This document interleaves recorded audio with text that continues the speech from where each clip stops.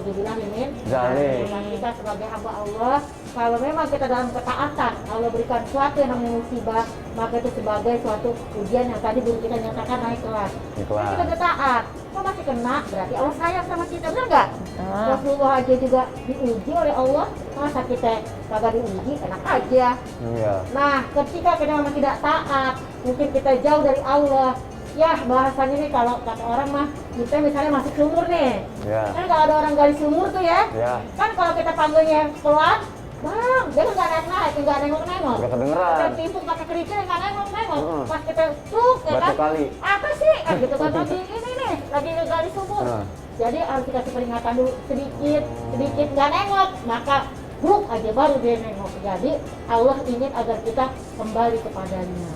Mudah-mudahan kita semua dan juga BNPB kita doain ya, Ya. semoga terus mendapatkan barokah pahala. Amin. Karena dia ngurusin kita semua Iya, ya. Masya Mudah-mudahan ya menjadi suatu sedekah jariyah. Amin ya robbal Amin. Makanya ketika adanya bencana kan orang jadi yang positifnya orang jadi lebih nambah pengetahuan nih. Contohnya kita COVID ini ada masker, segala jenis masker, terus ditemukan termometer nggak harus nyentuh apa segala macam.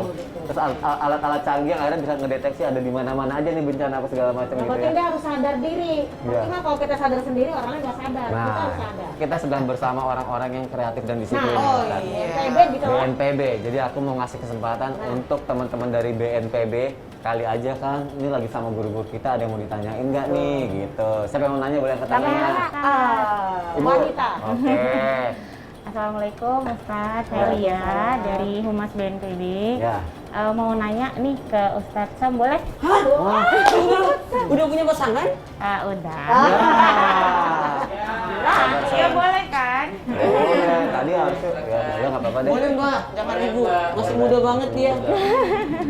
Ya, jadi Ustadz terkait sama milenial ini kan Ustadz juga terkenal milenial. ya, Ustadz milenial. Milenial ini kan sebenarnya banyak sekali akses untuk bisa mendapatkan informasi ya Ustadz ya, termasuk kebencanaan, termasuk juga mengenai COVID. Tapi ternyata tidak sedikit yang masih kurang kurang percaya, kemudian ada yang ternyata masih tidak terlalu peduli gitu informasi betul. Nah, sebenarnya dalam Islam sendiri tuh ada nggak sih cara untuk mengingatkan, memberitahu khususnya kaum milenial, anak muda untuk bisa disiplin tadi kalau kata Ustadz Maulana, disiplin menjaga diri sama bisa menjaga orang-orang di sekitarnya gitu Ustadz. Nah, gimana tuh Ustadz Syam? Baik dengan Mbak Lia. Mbak Lia, Masya Allah, dan seluruh jamaah dimuliakan Allah Subhanahu wa Ta'ala.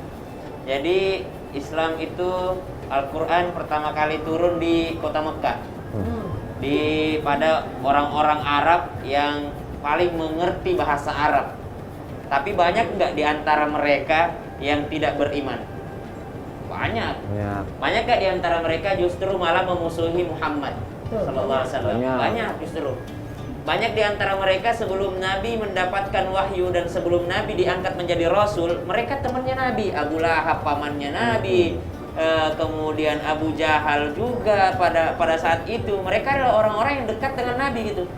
Tapi ketika informasi turun dari Tuhan, dari Allah Subhanahu wa Ta'ala, Al-Quran ini turun, justru mereka malah jahat kepada Rasulullah Sallallahu Alaihi Wasallam gitu. Sama dengan pertanyaan Mbak Lia tadi. Jadi kalau ditanyakan ada nggak sih contoh di zaman Rasulullah atau bagaimana cara kita menyampaikan kepada orang-orang yang ngeyel misalnya ya, maka dakwah itu dalam Al-Quran disebutkan dengan bahasa ud'u ila sabili rabbik bil hikmah. Jadi dengan hikmah dulu. Ya. Hikmah itu ya kampanye positif. Seperti tadi misalnya kita baru datang, disediain cuci tangan. Gimana kita mau suruh orang cuci tangan kalau nggak disediain gitu Ya, kan? betul. Jadi dengan menyediakan. Contoh masjid-masjid sekarang sudah menyediakan namanya cuci tangan depan gitu.